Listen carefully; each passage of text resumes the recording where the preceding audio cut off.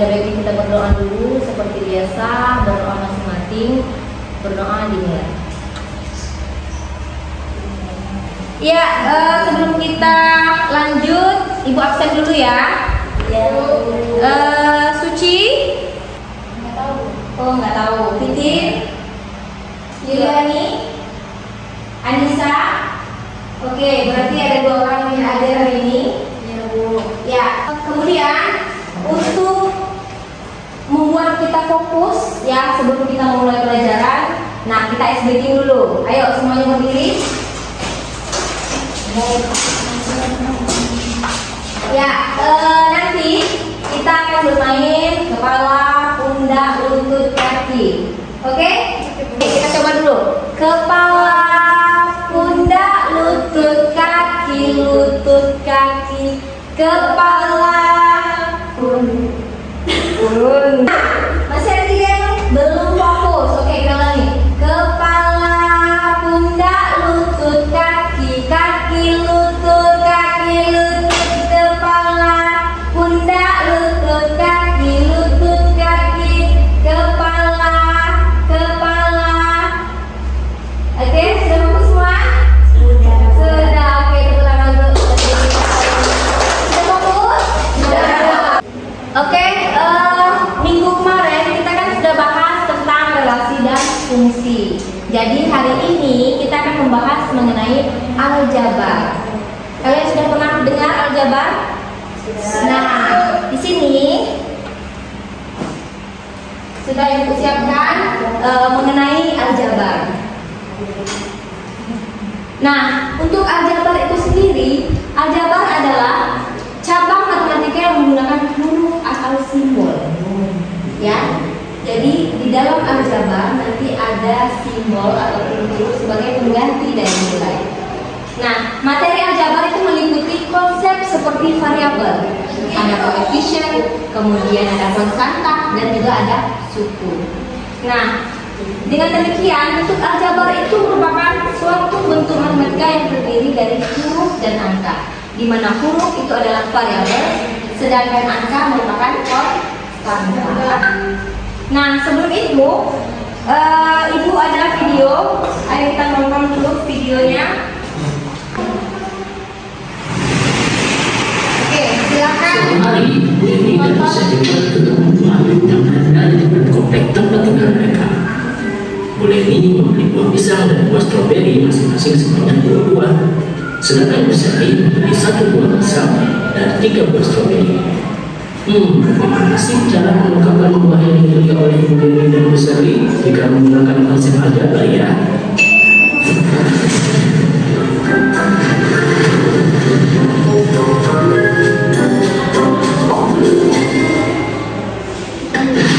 Tahukah kamu bahwa konsep aljabar pertama kali diperkenalkan oleh Imam Muslim Al-Khawarizmi yang hidup pada tahun 780 sampai 850 Masehi. Beliau dikenal sebagai Bapak Aljabar.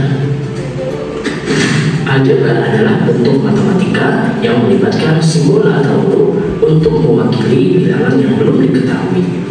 Nah, sekarang kita akan coba menyatakan persoalan Buleni dan Bu Sally tadi ke dalam bentuk aljabar ya. Pertama-tama kita tuliskan kembali, Buleni membeli buah pisang dan buah stroberi masing-masing sebanyak 2 buah, sedangkan Bu Sally membeli 1 buah pisang dan 3 buah stroberi. Selanjutnya kita misalkan buah pisang sebagai X dan buah stroberi sebagai Y, sehingga dapat kita tuliskan kembali, Buleni membeli 2X ditambah 2Y, sedangkan Bu Sally membeli 1X tambah 3Y. Nah, gampang kan? Pada suatu aljabar terdapat unsur-unsur yaitu variabel atau urutan, yaitu simbol yang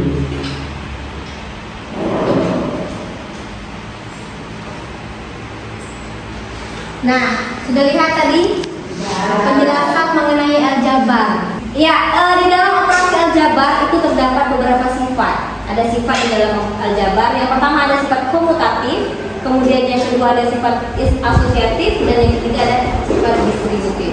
Di mana untuk sifat komutatif itu ada A ditambah B sama dengan B ditambah A. Kemudian untuk asosiatif, A ditambah B ditambah C akan sama dengan A ditambah B ditambah C. Nah, sedangkan untuk sifat distributif itu A dikali B tambah C, maka akan sama dengan A tambah B, A kali B tambah A kali C. Jadi pisang itu dilambangkan atau disimbolkan dengan X, sedangkan strawberry itu dilambangkan dengan Y.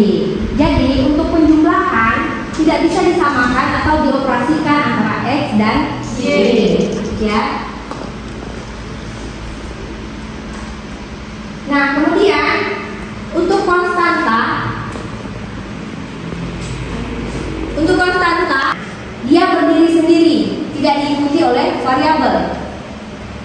Itu adalah contohnya pada pasangan 3x ditambah 7. Yang merupakan konstanta adalah 7 karena dia berdiri sendiri tanpa diikuti oleh variabel. Sedangkan variabel itu merupakan pengubah atau huruf yang mewakili nilai yang bisa berubah. Bisa X, bisa Y, bisa Z, bisa A, B, dan seterusnya. Dan dilambangkan dengan huruf kecil. Nah, sedangkan koefisien itu merupakan angka yang dikalikan dengan variabel. Contohnya apa? 3x. Ya, koefisiennya adalah 3. Kemudian 4y, koefisiennya adalah 4. 5z, koefisiennya adalah 5. Kemudian untuk suku ini merupakan bagian dari bentuk aljabar yang dipisahkan oleh tanda positif atau tanda negatif. Ya, dipisahkan oleh tanda positif dan negatif. Nah, di dalam contohnya itu ada 3x ditambah 2y dikurang 7. Di mana sukunya ada 3. Yang pertama ada 3x, yang kedua ada 2y, dan yang ketiga ada min 7. Nah, kita masuk ke operasi aljabar. Di mana di dalam operasi aljabar itu ada penjumlahan dan pengurangan, kemudian ada perkalian dan ada juga pembagian. Nah, untuk contoh-contoh lebih lanjut dari penjumlahan, pengurangan, perkalian dan pembagian itu kita kerjakan berkelompok atau kita diskusikan dengan kelompok. Nah, di sini tolong kita bagi 2 kelompok. Yang di sebelah sini kelompok 1 dan yang di sebelah sini kelompok 2. Nah, silakan bergabung ke kelompok 1.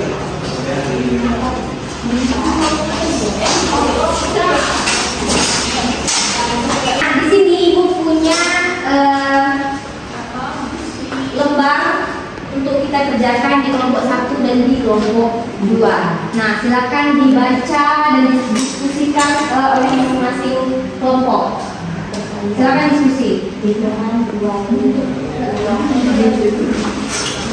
Nah,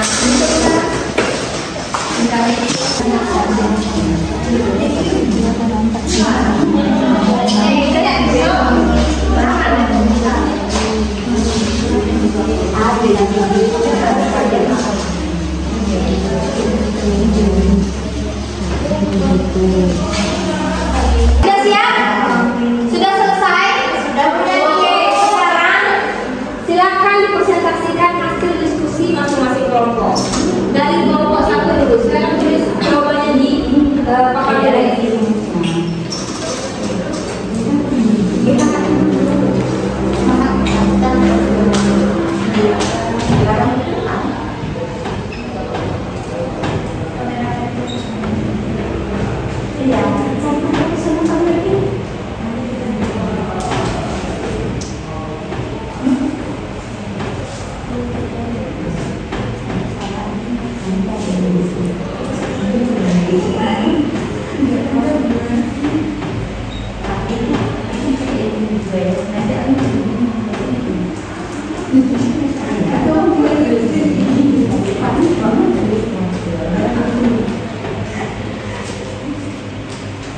Ya, jadi kesimpulannya apa?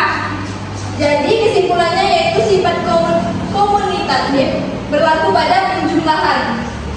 Ya, komutatif. Ya, kemudian kelompok 1. Kelompok 2.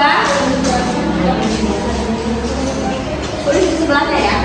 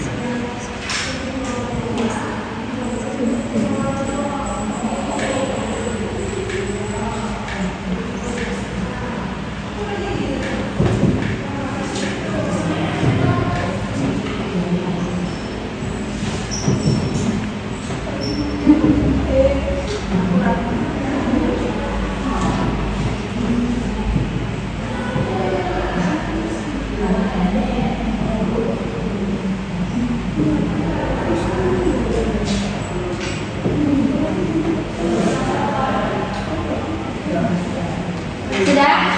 Iya, apa kesimpulannya? Jadi kesimpulannya sifat asosiatif hanya berlaku pada perkalian saja. Oke, tepuk tangan untuk kelompok dua.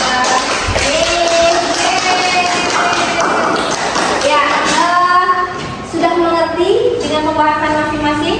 Sudah. Pembahasan kelompok lain? Sudah dimengerti juga? Sudah. Oke, kalau sudah mengerti, sekarang Ibu mau tes nih kemampuan kalian. Nah, kita kuis ya. Ibu kirimkan link kuisnya, silakan nanti kalian isi. Oke, sudah bisa masuk semua? Sudah. Ya, kita mulai ya. Silakan kalian kerjakan.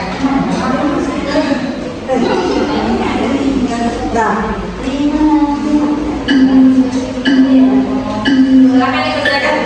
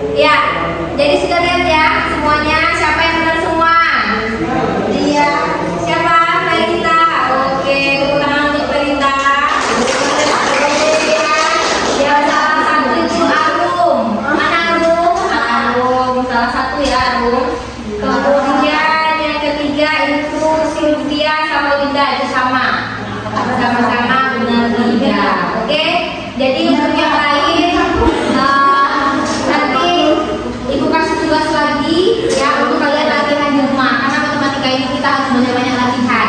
Tidak bisa hanya mengerjakan soal hanya satu kali.